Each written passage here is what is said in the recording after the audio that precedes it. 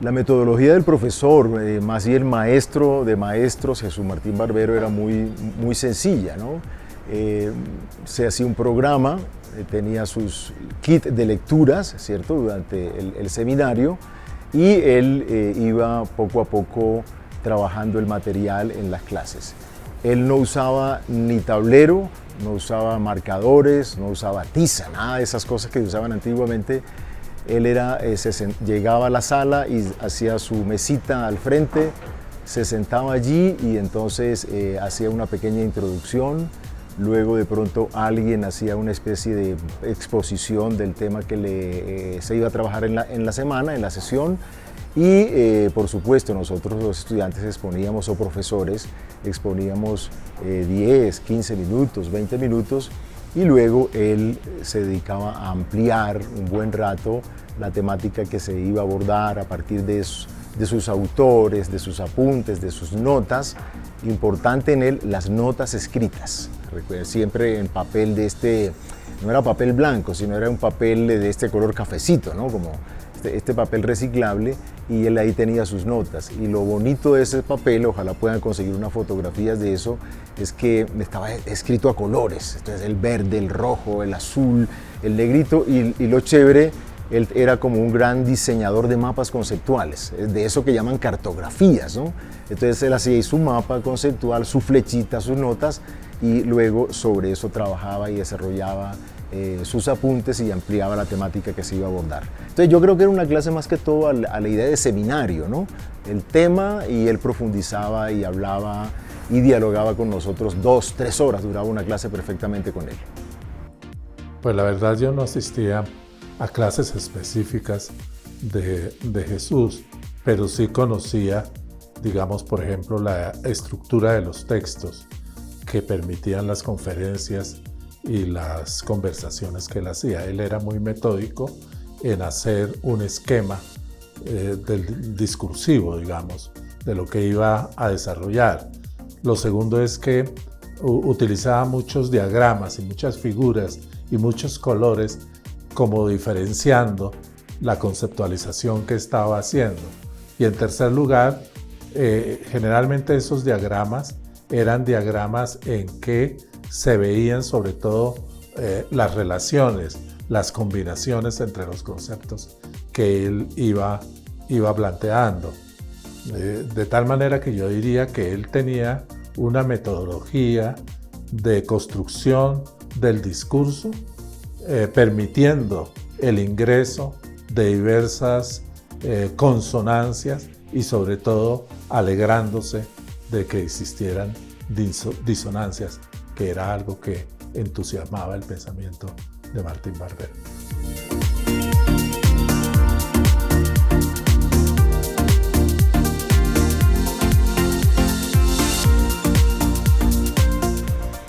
Muy querida, muy amable, no solo en las clases, sino en los eventos en los que participaba, muy cercano, y con la gente que él lograba ya pasar la barrera y los estudiantes lograban ya entrar en la parte más personal, más familiar, pues creó unas amistades muy fuertes con algunos de nosotros, incluso en los viajes, en las salidas, en las idas y venidas.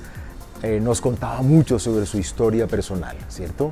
Entonces, ir a su casa, ir al estudio, mirar sus collages que hacía de fotografía, compartía, era muy generoso con dar materiales que le llegaba, y también era muy, digamos, generoso también en escribir prólogos de libros. Jesús escribió muchos prólogos y por eso estaba dateado sobre cómo se estaba moviendo la investigación y que se estaba investigando tanto en Colombia como en toda Iberoamérica. Entonces era una relación muy cordial, muy respetuosa, escuchaba mucho. Él incluso hay experiencias donde no iba, arrancaba la clase él diciendo, esperando, no, ¿qué piensan? ¿Qué es lo que ustedes? Entonces esa capacidad de escuchar enorme para él, a partir de lo que decíamos, hacía el tejido, las relaciones, ampliaba con autores, hacía preguntas que hacían las clases de verdad y el trabajo muy rico, muy sabroso. Pues puedo hablar, digamos, a partir de la relación que tuvimos, que fue siempre una relación de amistad, una relación de simetría, una relación muy interesada por lo que el otro estaba diciendo, una relación que miraba las oportunidades que ofrecía precisamente ese encuentro con otros pensadores, con sus propios alumnos, para que eso de alguna manera motivara el pensamiento que él permanentemente iba desarrollando.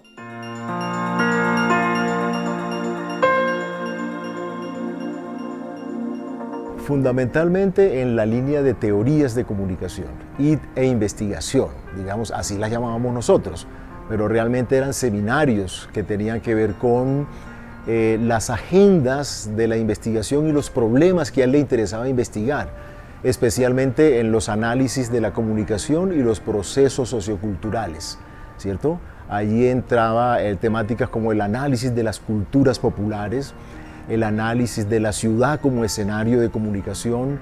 Luego se fue mirando hacia el tema del poder y la mediación de los medios en las sociedades contemporáneas. Él trabajaba como tres, me parece a mí, ejes claves en una especie de triángulo de trilogía: comunicación, cultura y poder. Si ustedes miran el de los medios a las mediaciones, el libro que publicó el Convenio de Andrés Bello, ahí hay un esquema de las mediaciones que él dibujó, y me parece que si entendemos ese esquemita, entendemos el proyecto intelectual de Jesús Martín y no únicamente ese libro de los medios a las mediaciones.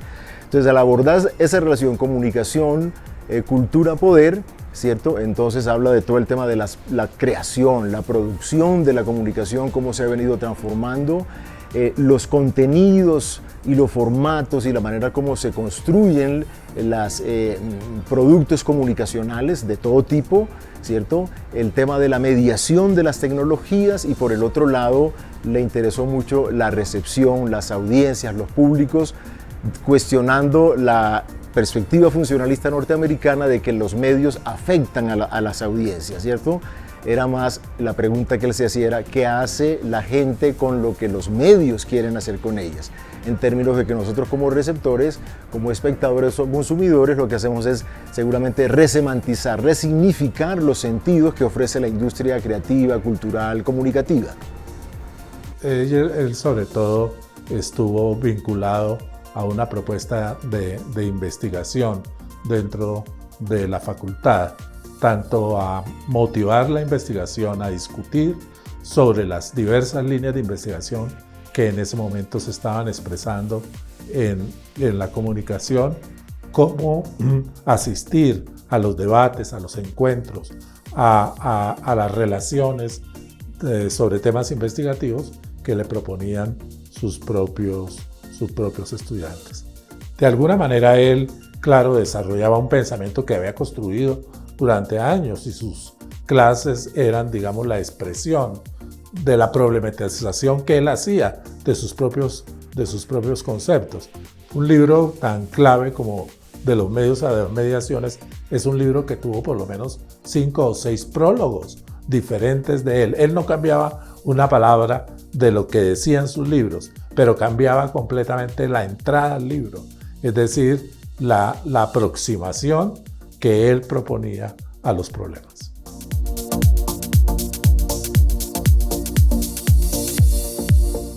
Wow, él primero vino a la Tadeo Lozano, luego se fue a la Universidad del Valle, allá creó la Escuela de Comunicación de la Universidad del Valle, que todavía recientemente yo tuve la oportunidad de acompañar en una cátedra Jesús Martín Barbero que se creó hace muchos años allá en la Universidad del Valle, y allí crearon la Escuela de Comunicación y también crearon un programa, si no estoy mal, se llama Rostros y Rastros, me parece, que es una narración de lo que pasa en la vida de Cali, su cultura, del Pacífico. Todavía pervive ese programa, todavía está por ahí en televisión.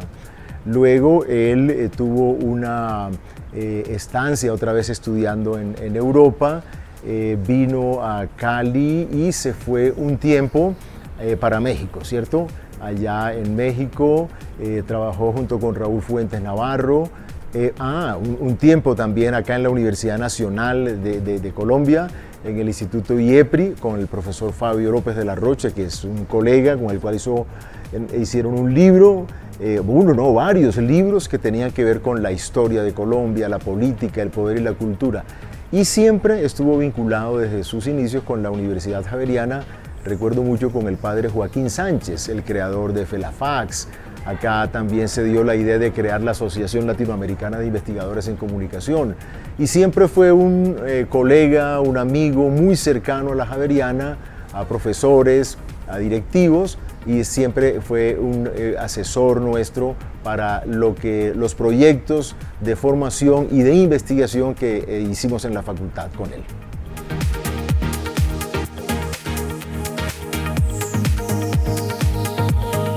Bueno, primero como estudiante, ¿no? O sea, cuando yo era del pregrado ya empezamos a leer a Jesús Martín.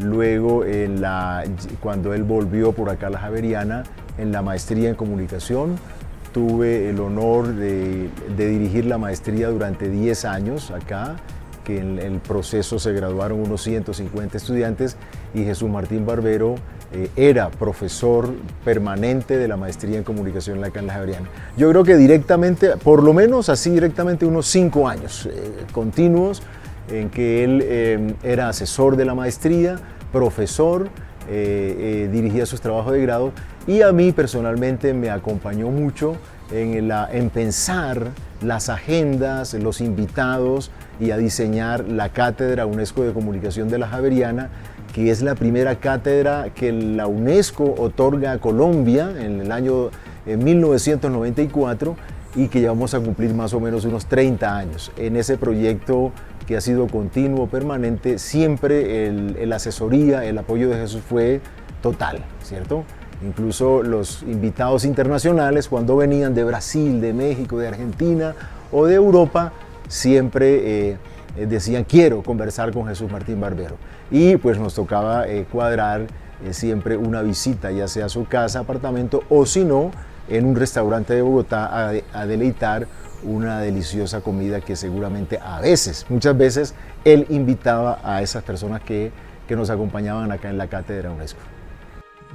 Más de 20, más de 30 años, desde que nos conocimos un día en un congreso de americanistas en la Universidad de los Andes, ya fuimos amigos para siempre, de tal manera que incluso él me dijo una frase que hoy me sigue sonando, y es, me dijo: a mi edad ya no se tienen amigos, tú eres mi último amigo. Y realmente lo que fue un amigo de él, que trabajó con él, que escribió con él, que hicimos proyectos conjuntos con él. Cuando yo conocí a Martín Barbero, yo trabajaba en un grupo económico que se llamaba la Fundación Social. Ahí llevé varios años de mi propia carrera, y cuando Jesús Martín se jubila en la Universidad del Valle, yo lo invito a que forme parte, digamos, de un grupo de pensamiento dentro de la fundación, y ahí seguirá una amistad que fue amistad por lo menos por 2 o 3 décadas.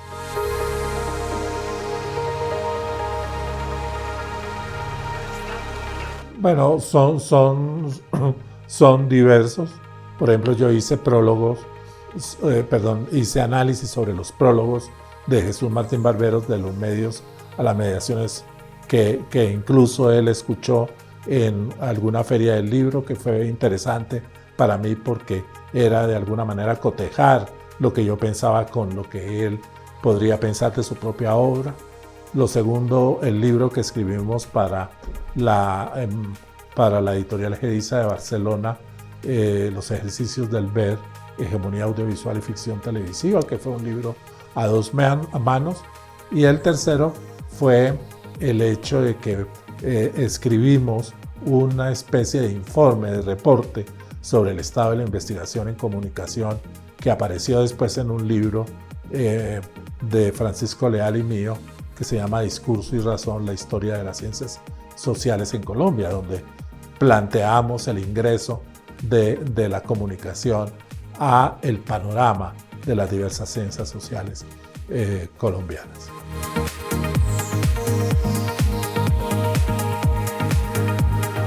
Creo que un tema que olvidé plantear es que Jesús fue estaba muy preocupado por la educación, ¿cierto? Incluso un eje de sus reflexiones tiene que ver con la enseñanza, con la formación, no solo en comunicación y en la universidad, ¿no? Sino en la primaria, en la secundaria, los jóvenes, esta formación de los jóvenes, él era muy preocupado por eso.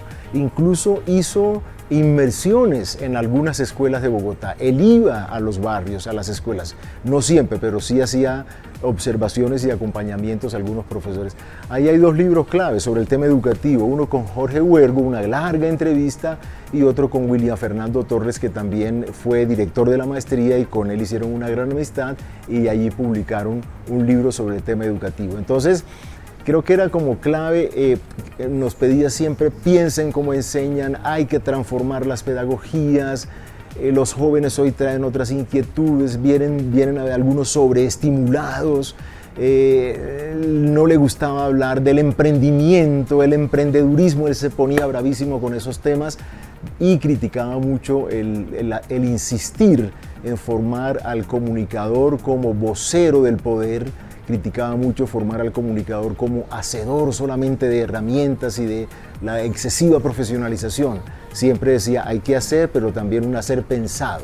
Entonces, como combinar tres cosas, el pensar, el hacer y también el sentir, o sea, el corazón. Un poco por ahí era la cosa, y muy apasionado con la educación. A él le hacía falta estar acá, estar con el público. Yo organicé varias cátedras de UNESCO y venir a la cátedra de UNESCO en un mes de octubre, noviembre, bajo la lluvia, en el Félix Restrepo, 300 personas, a las 2 de la tarde del viernes el Félix estaba solo. Ahí no estaba solo estudiante, ni profesor, ni nadie. Pero Jesús llegaba a las 4. A las 4 estaba el auditorio absolutamente lleno y muchos estudiantes de muchas regiones del país les encantaba tocarlo, saludarlo, abrazarlo y tomarle su foto. O sea, él llegó mucho a los jóvenes y a los estudiantes y eso nos transmitió. Creo que fue clave en su estancia por acá por la Universidad Javeriana.